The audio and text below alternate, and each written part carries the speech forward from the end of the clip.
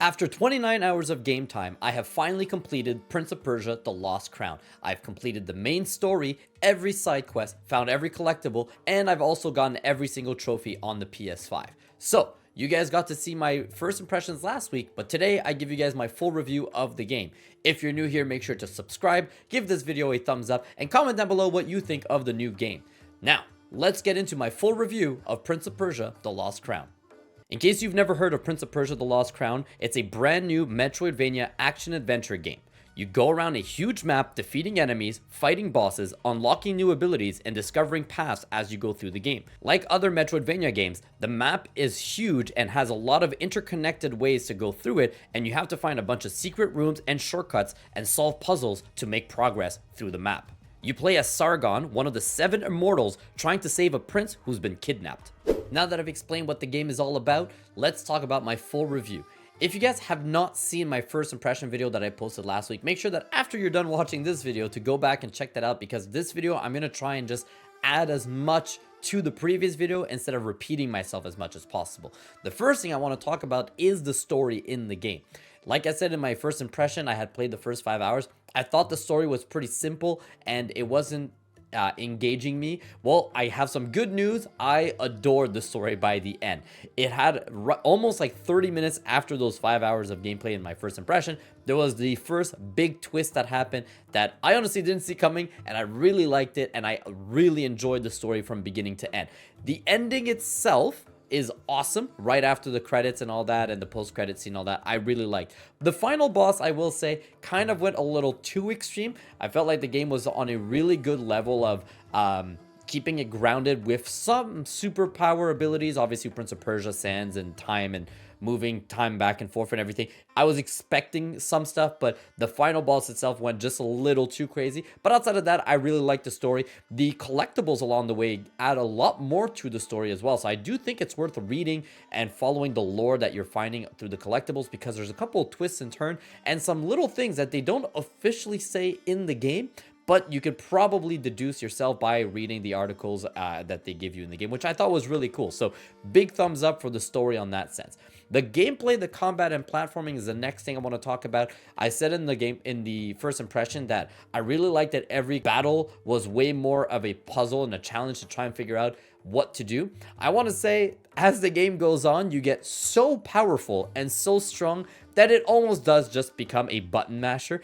Now, is that a bad thing? It's going to depend on what each of you guys think. If you want every single enemy to be its own unique challenge, you might get disappointed, but it didn't mind me that at the start, I really had to think about it. But over time, going back to those same enemies, now that I was super strong, I could just power through them. I like that. So for example, very basic, at the start of the game, whenever you see an enemy with a shield, you have to dodge, jump around, and get through him and find a way to get behind him to be able to defeat them. Once you get much stronger, you just smash right through that shield and absolutely wreck the enemy. So that's an important thing to know for people who may or may not like that feature. The boss themselves, though, always have strategies, and the boss fights just keep getting more and more epic along the way. I loved every single boss fight, so that's another good thing to talk about. I want to say as well, just going back on the story, I forgot about one thing: the pacing. This game is about 30 hours in total to do everything. I think I clocked in 21 hours when I finished the story, and I did a couple side quests along the way. This is obviously with every Metroidvania is going to be the same because of the way the story is done, where you feel like you are in a hurry to save the prince, which is the base story, is that the prince got kidnapped and you're in a hurry to save him. There's a lot of the cutscenes that kind of feel a little bit weird, where you could end up taking hours trying to find collectibles, and then you finally get to a zone, you're like, oh, you've only gotten here. So pacing is always going to be a little bit weird for the story with a Metroidvania game, because you can play the game on your own speed. I do think the best way to play this game is to take your time, but if you're also going to do that, expect the pacing of the story to be a little bit off. If you're going to try and power through the story first and then go back for all the collectibles, I think you're going to enjoy the story a little bit better on that time. Like I said, 20-ish hours for the main story and about 29 hours to get everything done, which I think is a perfect time for a game like this, especially considering that they give you a lot of ways to pick up the pace and make sure that you're not wasting any time with the photo mode that we're going to talk about again in a little bit. The next thing I want to talk about is the map itself. The map is absolutely huge, way bigger than I ever expected. When I talked about it in my first impressions, I said the map was really big. It just got bigger and bigger with a lot of hidden spots and so many cool ways that they connected. I adored going through it. The one thing I will say, I wish there was a little bit more fast travels. By the end, it was kind of tedious to have to run from one zone to another, and I was like, there's no way I have to run all the way back over there. And I did, because there wasn't a fast travel along the way. I just, maybe like 2 or 3 extra fast travel spots would have been perfect, but that's just a minor thing that's not taking away too much. It's just for collectibles at the end, but the story itself, that's not a big deal. The features, like I said, you have the checkpoints, which are all these trees along the way, the fast travel system, and then you have the memory shards. That's what they're actually called, which is the photo system. As I played through the game, I ended up using that so much, and I adored it every single part. If you guys don't know, if you haven't seen the first impression yet, in the game, when you find a spot and you cannot get to a new area, for example, there's something that's blocking your way, you can actually take a screenshot, where they call it a memory shard, and it saves that screenshot on your map. So as you go through the game, later on you'll unlock a new ability. You can open up your map, go look at all of your memory shards, and see which shard has a picture of something that seems like your ability can finally unlock. And that means you don't have to do as much backtracking. You could just go back to the certain spots that you know, using your memory shard, you can get to. So that was excellent. I still stand that I think every Metroidvania should have that. As a huge fan of Metroidvanias, I want to play more, but my biggest concern is I don't know if I can go back to any of them that don't have the system, because I do feel like that's going to add to not having to look at a online guide to help you find all the collectibles, which I only had to do once or twice for this game. Some of the puzzles in this one were a little crazy in what they expected me to figure out on my own, but everything else I thought was really, really good. The next I want to talk about, as I played more through the game, I said the game was really smooth at the start. It wasn't as smooth by the end. I had a couple more bugs and crashes and glitches than I expected.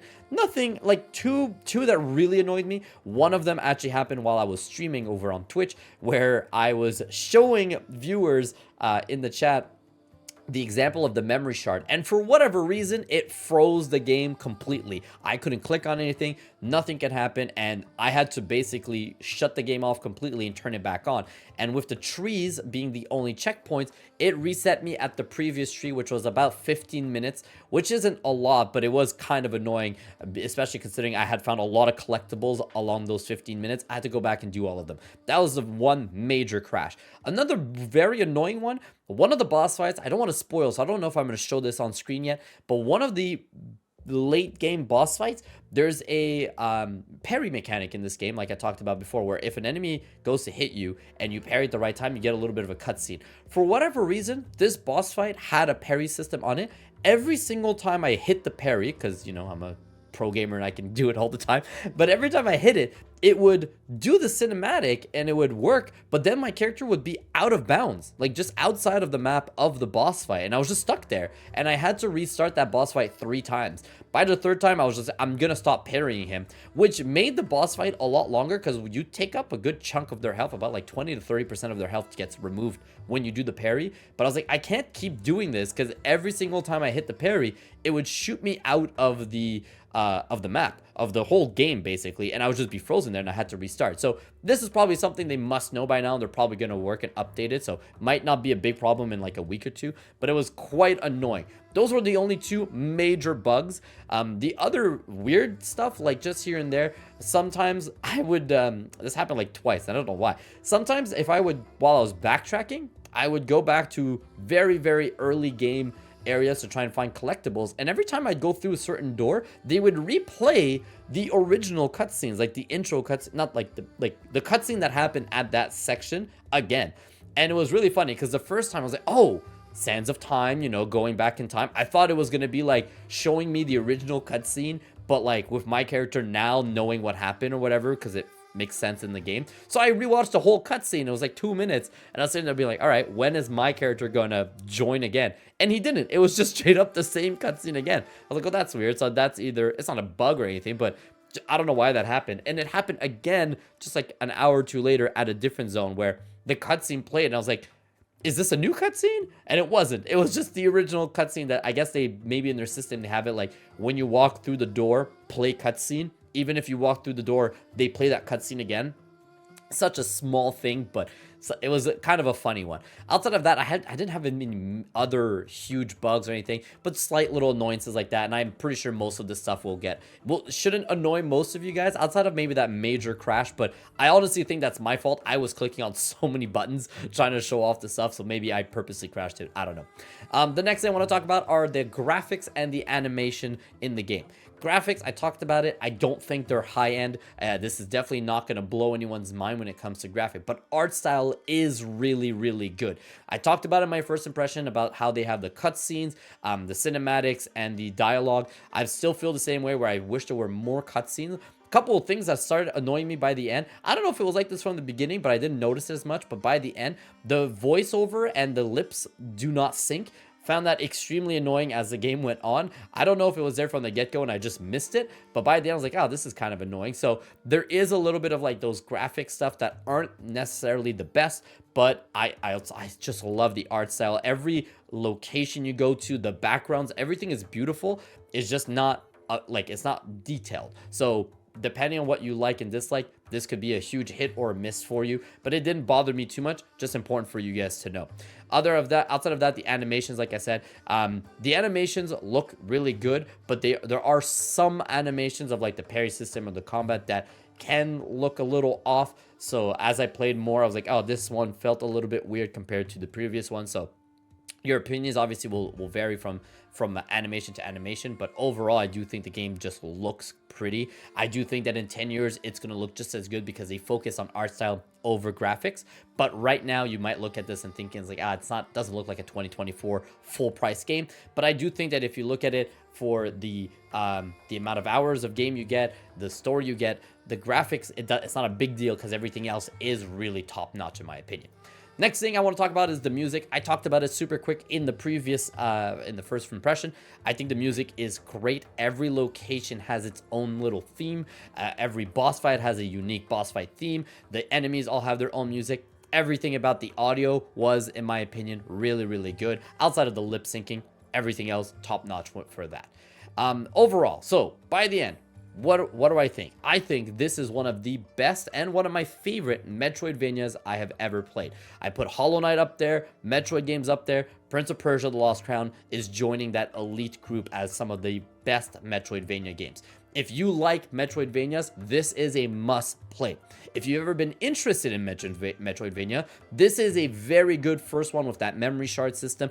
It is a perfect level of difficulty and a lot of accessibility to make it easier or harder with guiding systems. If you've ever been interested in these types of game, this is a must play. If you've never liked any Metroidvanias, I even think that this might be the first one that could get you interested in them because of all the features that are in. Overall, I really think this is a great start to 2024. For me, this is already up there, and it's going to be really hard for me to probably find another game that's going to be as good as this for the rest of the year when it comes to Metroidvanias. I could see it being in my top 10 by the end of the year, unless this year is just absolutely bonkers, but this is just a great list. If this had come out in 2023, I can tell you it would be in my top 10 of last year. It is just that damn good, and I cannot recommend it enough. Now, what do you guys think? Are you interested? Are you going to play it? Tell me everything in the comments. If you got all the way to here, make sure to subscribe because I have so many other reviews and videos coming up for a bunch of video games. And thank you guys for watching. Have a good rest of your day. Take care. Bye-bye.